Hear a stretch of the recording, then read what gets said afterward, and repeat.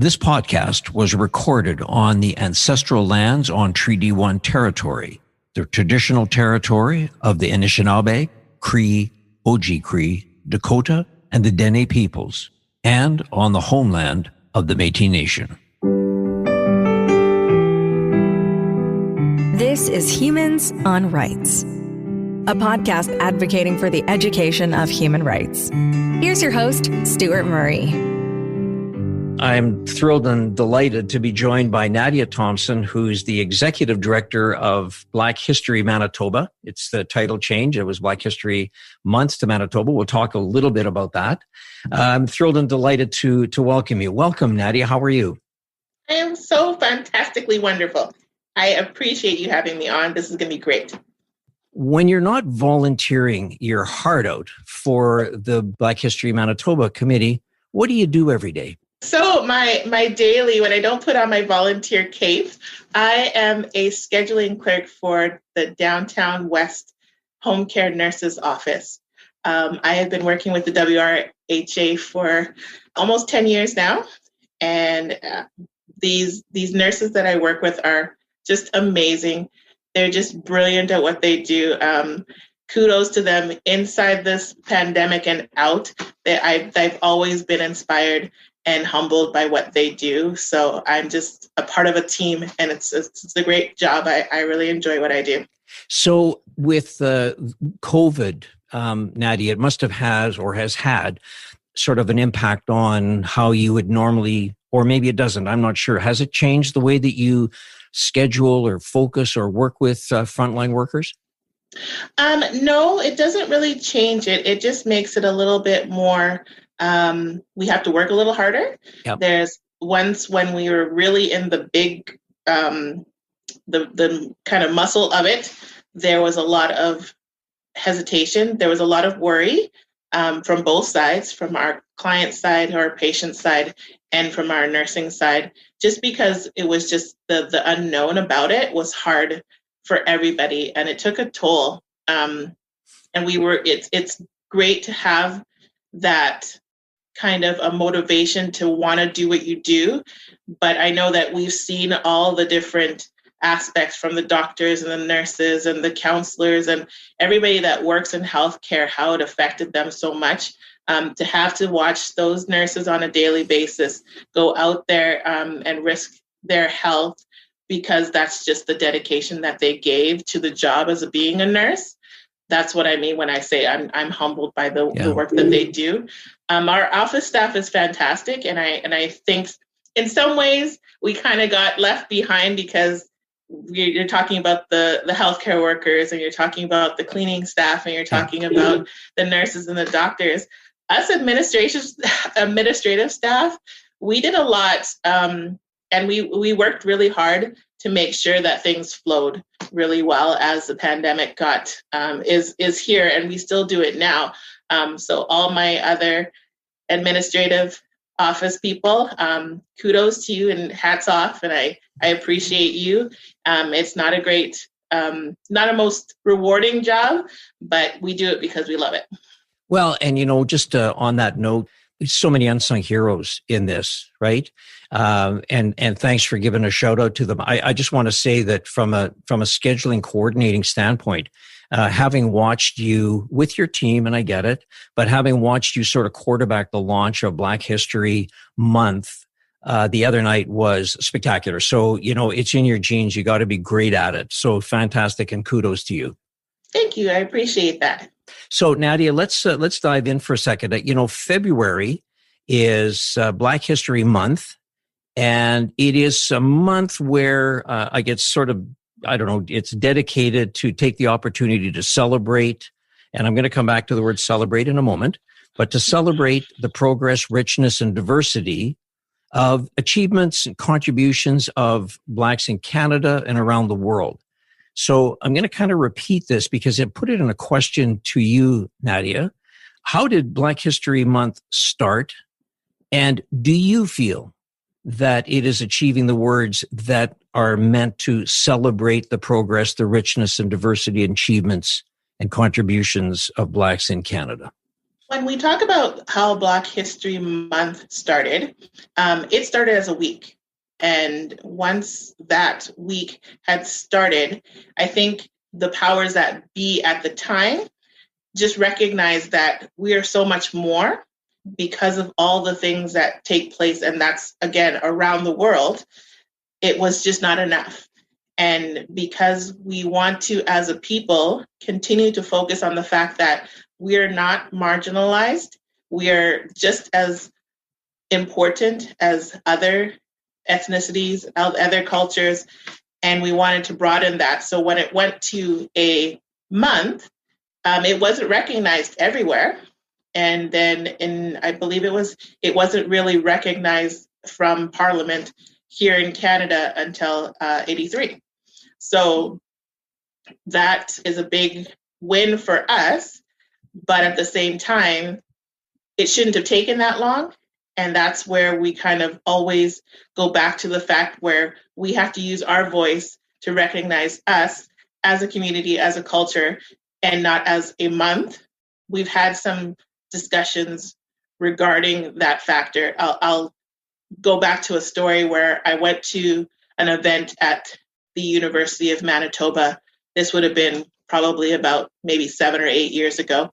And we spoke to a group there, and a lot of that group was young immigrant students that are here from the continent of Africa. And they had talked about, they don't celebrate Black History Month. And it was a good conversation to have because it's a different perspective to get. And I'm always open to different perspectives. I like to hear how you feel about what's happening. And they basically said, you know what, it's a celebration put on by others to kind of make themselves feel better about celebrating Blacks. And I understood that. I may not have agreed with that, but I understood that kind of perception of it. But I wanted to change their mind about that perception. I wanted to give them a different focus, just like they were giving me a different perspective. So I spoke to them about taking that opportunity because we have that platform and using it to our advantage. And I think that's how Black History Month came about, with some people thinking that this is something that we need to do for our people, to scream and shout from the rooftops that we've made an effect on history. We need to be acknowledged. Well spoken, well said. But to sort of keep going down that path for a second, Nadia, you now have, and I believe this is the 40th anniversary of Black History Month, and you've made a decision, collectively, the community has made a decision to call it Black History Manitoba. Why is that important? It's important for several reasons. And I think the first reasoning was because when we talked about what we do as a committee, we've always focused, and I should say for the last several years, we have focused on not putting ourselves in that box of February. And we want to make sure that we recognize the fact that we are making history every day. We are doing things within this world and within the society that make a difference, and we do it all the time. So the fact that we have a month to celebrate what we've done, it's kind of like you're celebrating what you've done throughout the year in this particular month. I kind of sometimes, I had made an analogy to a birthday, but I think a better analogy would be to a marriage. You have your wedding anniversary where you celebrate the day you got married, but you're working on and doing things within your marriage all the time. So it's your marriage is important every day, but you celebrate on that one day.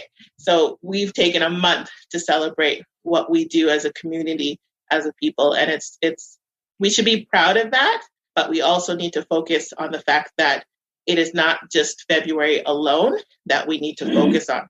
And by making that change, because somebody made it really great, he said that he was looking for some information regarding Black history in Winnipeg, but he didn't think to contact us because we were specific Black History Month. And it was not Black History Month when he was looking for the information. And he had made the assumption that we were not functioning during that month that he was looking for somebody.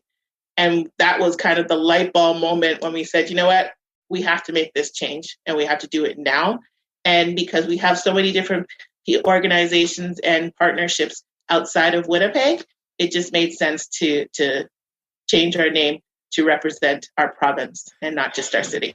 Yeah, it's a great move and it's well done. And the timing is right at the 40th anniversary. I mean, it's fantastic. So, sort of well done to you, the community, and a great launch on Black History Manitoba. What's the history of like the Black community getting established in the province of Manitoba? What caused some of the immigrants, the Black immigrants, to settle in Manitoba? Where did they come from? And just give me a sense of maybe where they settled and what time frame we might be talking about. When we're thinking about time frame, I think when they came from the Maritimes, I think most of that integration was in more like the 30s, 40s, and 50s. And then there was a time in the 60s and 70s where there was an upbringing of Caribbean, West Indian peoples because of the work. They had a lot of programming back then that was geared to work and school. And even going into the 80s and 90s, the schooling is what is a big draw to come here from other countries, because we have a great educational system here in Manitoba. We have options, and the price that to get your education here is on the lower side, which is achievable for some of those families that don't have all this money to spend on their child's education, but they do want them to have the best that they can get. And Manitoba is one of the highest when it comes to the secondary education. So a lot of that migration has come. And I believe if I am incorrect, I don't believe I am, but Manitoba is either the first or second highest migration population in Canada. So we've got a great catalyst where people hear about Winnipeg and Manitoba, like Brandon, for schools, and that's where they come. Excellent. So great shout out to the teachers in the education system, Nadia. I really appreciate that. I think it's very well said. What time frame would we be talking about? What can you recall, or do you have a sense of what time would some of the first immigrants landed in Manitoba? And again, I am not the best historian. You're the executive director. You're not a historian. I get it. I know. Okay, fair comment. I'm still learning all the time. So if I am correct, and I know it's in 1930, I want to say it was 1939 was the first. Early 1900s, just to say, right? I mean, because this isn't a quiz. It's really just an opportunity to learn. So, but it's always interesting, right? Because Winnipeg is sort of the big city in this province. I mean, yes, Brandon and Portage, there's a lot of great cities. It's not the point is that typically people came on the railroad and they got off where in Winnipeg. And so look at the city, let's settle here. Did most of the immigrants from those countries settle in Winnipeg, or did some of them go around the province, are you aware of that? What I can recall, a majority was right in Winnipeg, because most of the opportunities that were out there was Winnipeg based. Now you have way more outside of Winnipeg, but it's still the hub of it would be Winnipeg. Yeah, fair comment. So Nadia, when we talk about things like the, Black History Manitoba, what are some of the communities that make up that Black community in Manitoba? Oh my goodness. And I love this because when I volunteered with Folkrama as well. And I was the adult ambassador a couple years back. And one of the questions they asked was, what makes up this pavilion? And I was like, okay, I got to study this. But I've been there for so long that I think I've gotten pretty good at it. Let's do it. Here's the question. Okay, the time is on. I'm going to go from home first, from the heart. So Jamaica is obviously a big Jamaican population here. There's also Barbados. There's Trinidad and Tobago, Dominica. There's St. Kitts, St. Vincent and the Grenadines. There's Haiti, there's Guyana, there's Antigua, there is... Listen, I you know what, Nadia, I have to say, I don't have a prize, but if I did, you're getting it. I mean, that's spectacular. I don't know. That's great. But I mean, the importance is you're showing the incredible diversity, yes, which it is an incredibly diverse community. And the fact that they all come together now under sort of the banner of Black History Manitoba, I think it's fantastic. So if we were that's just the Caribbean side. We haven't even touched on. No, listen, come on. No, I'm not even going to go there. Okay. All right. Okay. But I will say, and it's not to downplay any of the African countries, but our Nigerian brothers and sisters have been very humbly involved. Our Ethiopian, I don't want to put anybody out, but those ones are, we have a wide array from our African community. And of course, I want to shout them out as well. For sure. The groups that take it upon themselves to make the changes in this city, they're amazing. They're a large group. They're multifunctional, and the partnership that we have, we really cherish that, because working together is the only real way that we can make this happen. So we appreciate them 100%. Yeah. And I mean, look, I apologize if I kind of put you on the spot there. No. I mean, it's like, sort of, who came to your wedding? It's like, well, I can go alphabetically, but I'm not, you're going to forget somebody. So, thanks for sharing. But I just think what you did really well was to kind of give the depth and the breadth and the number of countries that are represented. So I appreciate that. Nadia, if we were to start talking about, some of the members of the Black community who have had an impact on the city or the province, and I mean, there's a lot of them. And this is, again, one of these things where it's not a matter of to get the entire list, but just from your perspective. This is all about you and your perspective, Nadia. Who would you sort of give a shout out to? Well, I have to go by the fact that one thing I'll say for sure is that I've been doing this a long time. The fact that I engulf myself in this community is not for everybody, but it just was where I felt the most comfortable and the most at ease to be myself. So there's been a lot of people that I've met and I've shared opportunities with. But I'm going to focus on some of the people that, especially the ones that are on this committee, and I say still on this committee. I'm going to have to start at the top. Miss Mavis McLaren has known me for a number of years, umpteen years, is what we say. I met her back when there was a time where children would go to certain events and just to go see Santa. And I think that was the first time I had met her at an association Christmas party. And then I started dancing for the Jamaican Association, and the story just goes from there. She's always been such a promoter of what we do in our community, such a hard worker. She has that teacher mentality. She's a retired teacher, and just the givingness of her time, without question, is one of her greatest attributes. And I adore her. I can say that she's my mentor. She has been just always by my side, always cheering me on and encouraging me to do what I do. So I that's where I'll start. Yeah, and that's a great place to start. She is fantastic. And we have members like Dr. Milton Chambers, Reverend Doctor, who's also been an intricate part of my world and my being and shaping. He's always been inspiring as to the fact that no matter what obstacle is put in his way, he always makes it work. And hard work pays off, and his also the contributions to this community has been overwhelming. And there is no amount of awards or kudos you can give people like these two who have dedicated their lives to this community.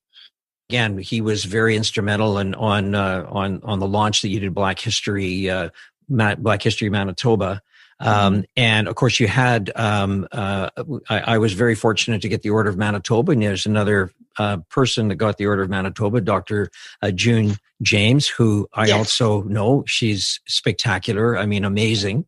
And, I would just say that the one constant, Nadia, and I'm going to kind of beat you to it because I know you would bring up his name for sure, and he's no longer with us, but, Wade Kojo Williams. When I was in politics, I met him, and talk about a force.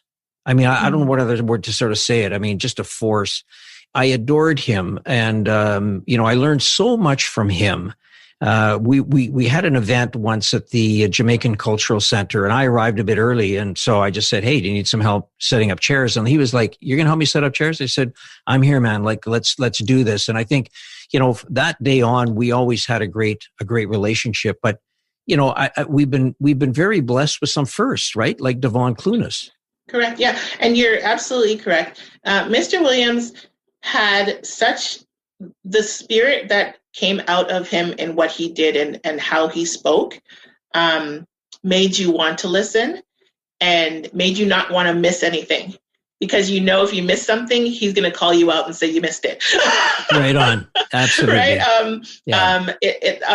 To him and to his family, we always want to say thank you for everything that they have done. And we want to make sure that we continue to keep that memory and that legacy going, because in grand scheme of things, we don't know if we would be here and doing what we did if it wasn't for him as the foundation of what we do, even in this city, not only as the Black History Month Celebration Committee, but as Black people in this city, we have more than our respect is way overdue to let him know. And I hope that he's somewhere, listening and seeing and applauding and saying, this is what I wanted. We're nowhere close to where we need to be, but we're paving the way. We're still going, and we want to make sure that his memory is remembered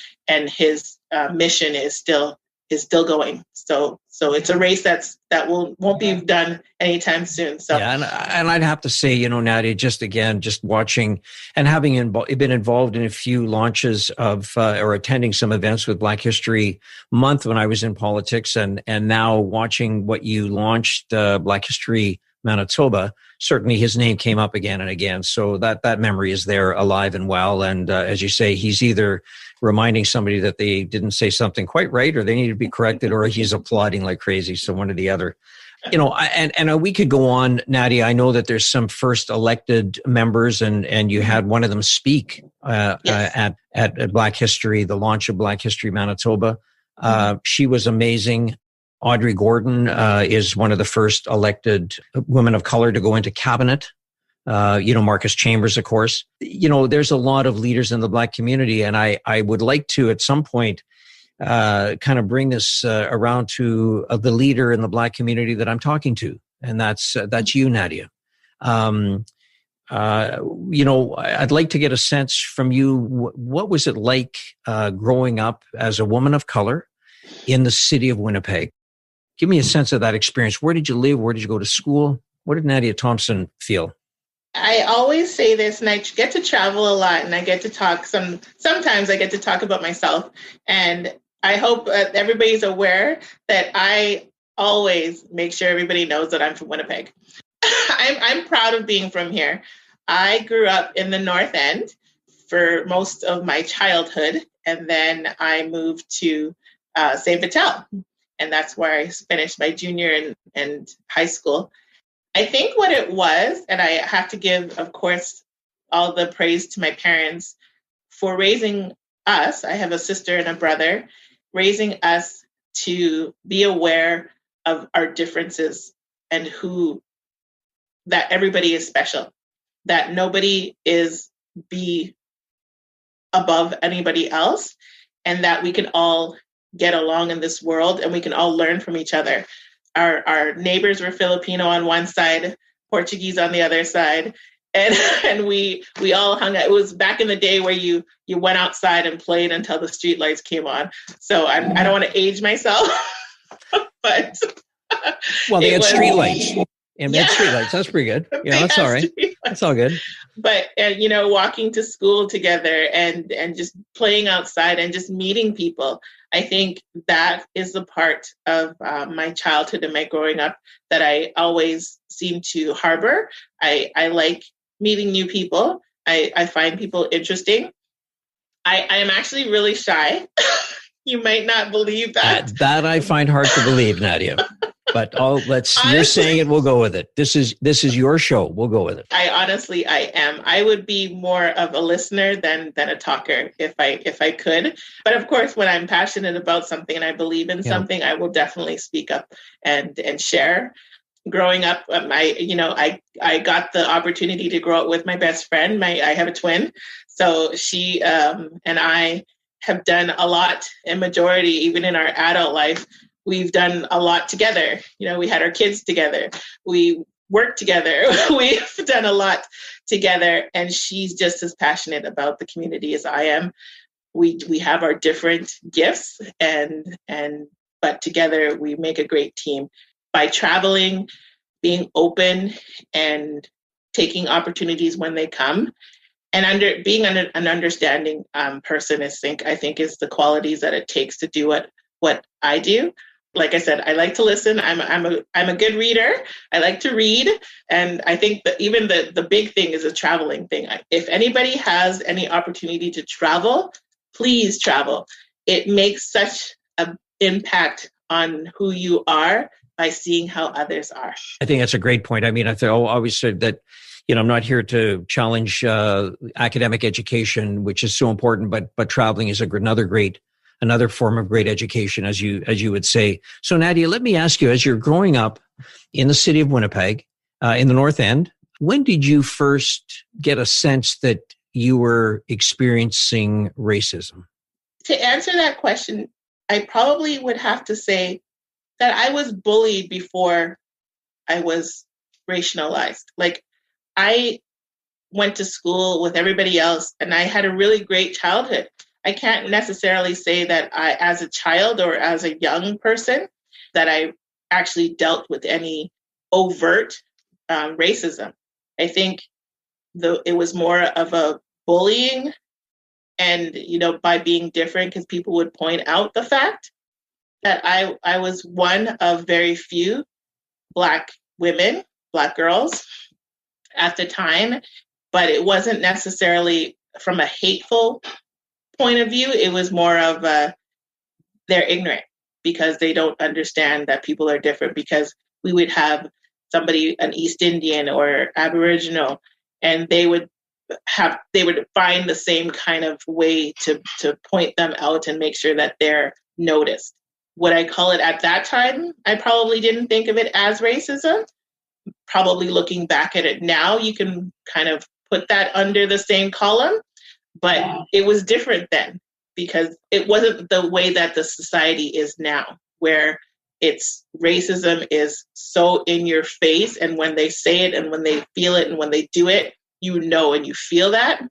I didn't at the time. I would say that one of the challenges, is that we do now have systemic racism where we talk about it openly. Clearly it was there before, but to your point, Nadia, you sort of felt it might have been more bullying, yet it was something that was marginalizing you in terms of you being a citizen of the city of Winnipeg and your experience there. Did you, and I don't want to spend a lot of time on this because I really, you're a bridge builder, but I just think that for somebody who is so passionate, and we are talking about systemic racism on you and I are fortunate. I'm fortunate to sit on a committee with you to talk about that and what does that mean and act on it. But I just would love your thoughts when you talk about the issue around systemic racism. Was I guess in 2020 where the world was a witness to a murder live on television with George Floyd, and so that had such a profound impact on so many I'll just say white privileged people and others. I mean, so many. Yeah. How did you see that? And I want to be very clear, because my standpoint on this may not be popular. The fact that Mr. Floyd's death is like this it was like a time bomb, and he was the bomb. Everything that's been happening prior to him has been happening. As a people, as a community, we've been there, we've seen it, we've done it. This is not new. So that's the part where, in a way, it's frustrating, because, yeah, your eyes are open now, but why were they closed before? When Trayvon Martin was killed, that same thing. He was an innocent boy that was murdered.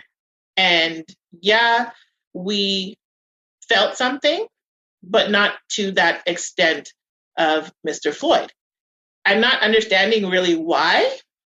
That's a question for you to ask yourself. But we've been dealing with systematic racism for hundreds of years.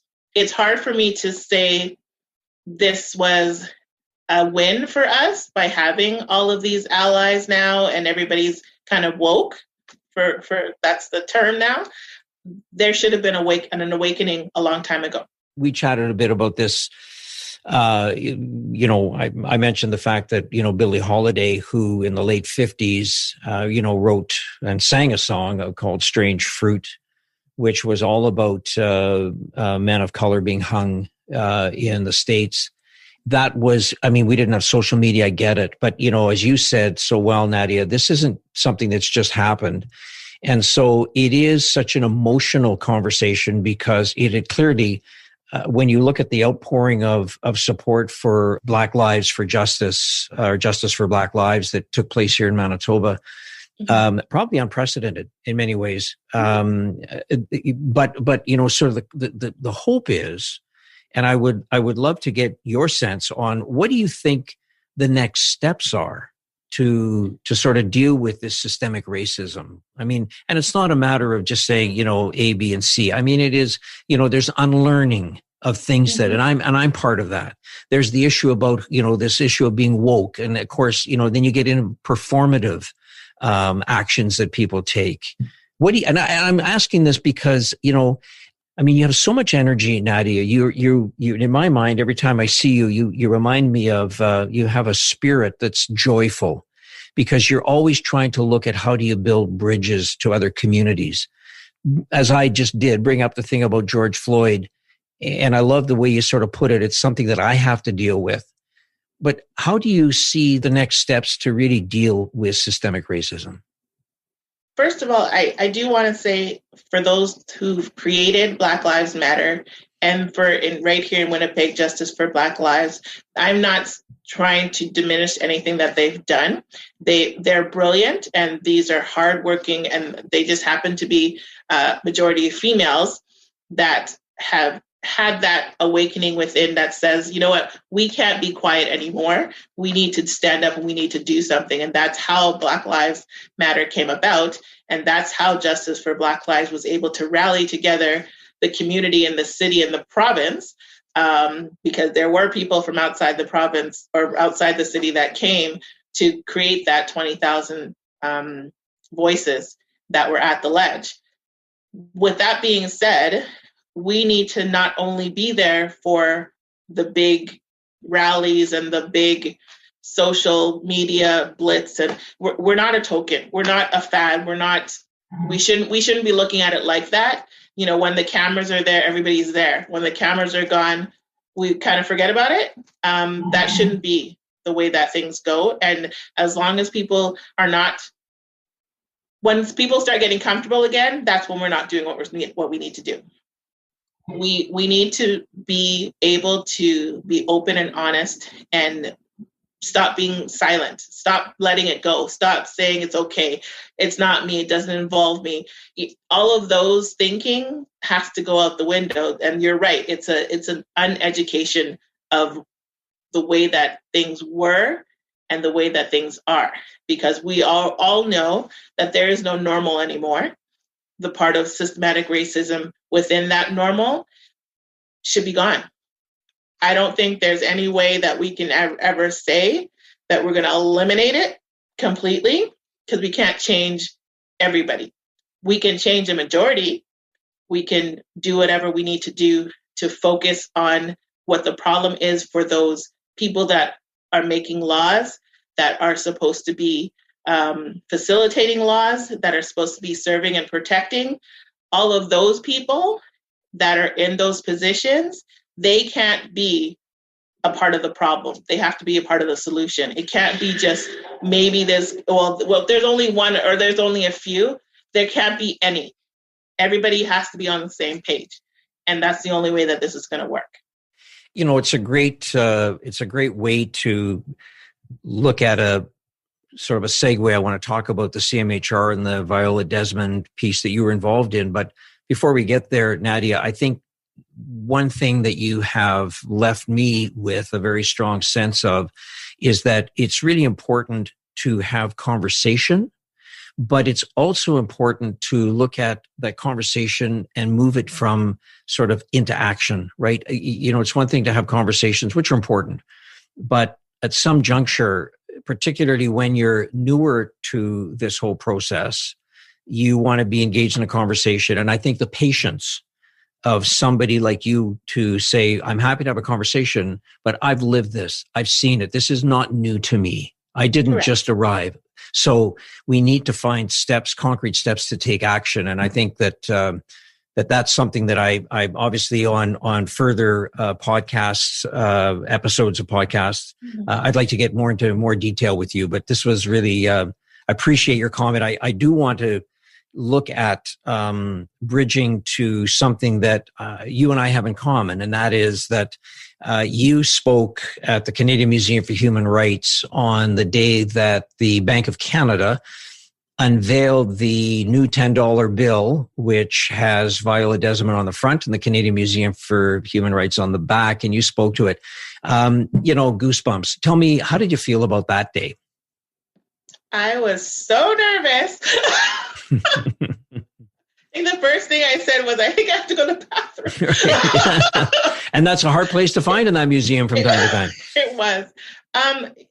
Humbled is the biggest thing I could say about that day. That whole experience was very humbling. And probably as a little girl, and I keep thinking about that picture of Vice President and the little girl looking in the mirror. And I think about that was me. I'm like, I never would have thought that someone would ask me to do that. It was a historical day, and I was overwhelmingly pleased and honored to be asked to do that speech. I just spoke my truth. I just thought about what I wanted to say and said it. And that's what I do majority of the time when I do public speaking, even when we're talking right now. And it's not like I have a script that I'm reading off of. At that time, I was so nervous. I had to have something on paper. But a majority of the time, it's a conversation. I think that's what I want people to understand too. When you believe in something, it's so easy to talk about it. It's so easy to encourage other people to acknowledge it. So when you talk about joy, joy may be my personality, but it's so easy to talk about something when you love it. And I love this community. I love being a Black woman. I love sharing my history. I love being able to touch other people. And if I can just change one person, so if one person in that room felt something from my speech, I've done my job. And I think you had more than one. I got to tell you, I was there, and I think you had more than one. You were amazing.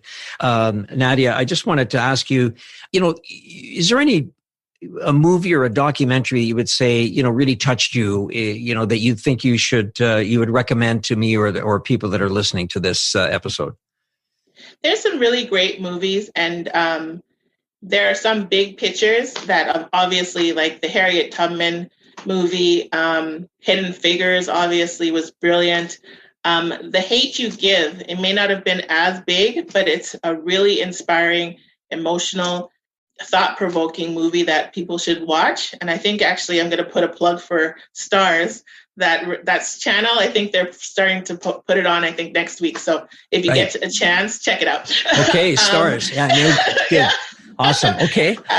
And how about some books? Okay, go ahead. Yeah. Oh, sorry. I was going to say that we talked about when we were talking about a documentary or a short film, and I don't even know where it came from. It just happened that I'm a person that I have the TV on while I sleep. So when I woke up one morning, this short was on, and it's called Mahalia Melts in the Rain. If you don't have a chance to watch it, especially for those mothers with children of color, please watch it. It's really short. It's probably about 8 minutes, but the impact it has as a young female in regards to our hair and what our hair means to us and how it affects the way that you feel as a female. Please, I implore you to watch it. I don't want to ruin it because, like I said, it's really short. Yeah, so, no, good. But it means a lot, and it touched me that I had to watch it over and over and over again. And I've watched it at least 6 times already. And I was a ballerina at one point. Don't ask. But please watch it. What about a book? I'm always a big fan. I love the Malcolm X biography. It is a great read. I've read it more than once. I've been told and I've been recommended to read the Michelle Obama book as well. So there's just so many. I don't want to call any names. Again, I'm going to get myself in trouble. Yeah. But I do want to do a shout out to Some Books and also McNally Robinson. Their extensive array of books that they have is just amazing. And I was able to get so many titles from there. And within our group, the Black History Manitoba Celebration Committee, we have a traveling library that we keep growing and growing and growing. And we've got books for babies, for school age, for high school, and for us adults who just want to have something. And we go from history to biographies. We have a wider range of information. And then also I have to do a plug for the Canadian Black History book for kids. It's a fantastic book. Please, if you have a chance, and I hope that if you are at one of our events or you're participating in one of our promotions that we have during February, you can get yourself a copy. Stuart, I have a copy for you. Don't worry. Oh, you're so good. Thank you so much. That's great, Nadia. Appreciate that. I look forward to that. And then let's just, what about an artist? If there's some musician, some group that you just sort of say, and there's tons of them, I get it. But just if there's one you sort of say, you know what, I just was listening to this. I mean, for me, I was thinking about this because I was thinking about, you might say, well, what about you? And I was thinking, okay, fair question. I got to rock Stevie Wonder, right? There's so many, I could Earth, Wind and Fire, you go down the list, but not only is he, so talented for the fact that he's, has lack of sight, right? But the music that he wrote and, one tune in particular, Living in the City, that's a movie in a song. That's a lifetime in a song. It's really quite powerful. So that was my guy. Well, my guy is hands down, it's Sam Cooke. I'm the biggest fan. I can listen to his music 24/7, and even his story alone is an inspiration. And if you have a chance to check out his documentary as well, I believe it's on Netflix. There's certain things that you just didn't know. And even when I watched it and I read a book on Sam Cooke, I thought I knew everything, and there's always that little bit more that comes out. So I'm going to go with Sam Cooke. Sam Cooke. It's a good one. Can't lose. That's can't lose.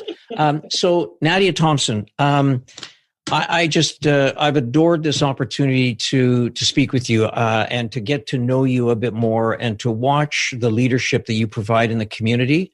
Your energy, your sense of pride in who you are.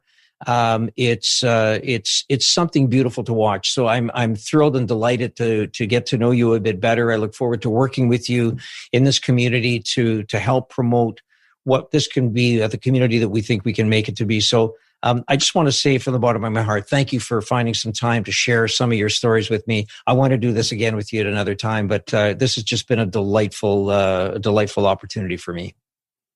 And the feeling, the sentiment is coming from me to you as well. I met you, and from the moment I met you, I just can sense that you're such an open and honest person, and the value that you have within the city. I know that you've done a lot. We may not know now because you're kind of semi-retired, but our community want to thank you for what you've done and for opening that door and giving us that platform that you already have built for yourself. Sharing that just shows what kind of person you are. I look forward to every opportunity I can to help teach us. And I'm learning too. Whatever I say, it's not just you guys need to do this. I need to do it as well. And I appreciate that you gave me the opportunity to speak and to learn from you as well. And I hope that we continue this friendship. And I will call you a friend now. So perfect. That's it. We're friends now. And that's a great way to sign off. Thank you so much, Nadia. We'll talk to you soon. You take care. Thank you very much. Have a great evening. Humans on Rights is recorded and hosted by Stuart Murray. Social media marketing by the creative team at Full Current in Winnipeg. Thanks also to Trixie May Bituin. Music by Doug Edmond. For more, go to humanrightshub.ca. A production of the Sound Off Media Company. Hi, it's Matt. I'm one of the producers here on Writing Class Radio. Andrea and Allison have the summer off, but they have left behind a collection of stories with a sticky note on them called Summer Echoes, stories worth hearing again. These are the episodes that stuck with us, made us laugh, cry, or look at the world a little differently. Whether you're hearing them for the first time or coming back for another listen, these stories still have something to say. So hit play, lean in, and let the stories move you all over again. Summer Echoes on Writing Class Radio, on Apple Podcasts, Spotify, Amazon Music, and at writingclassradio.com.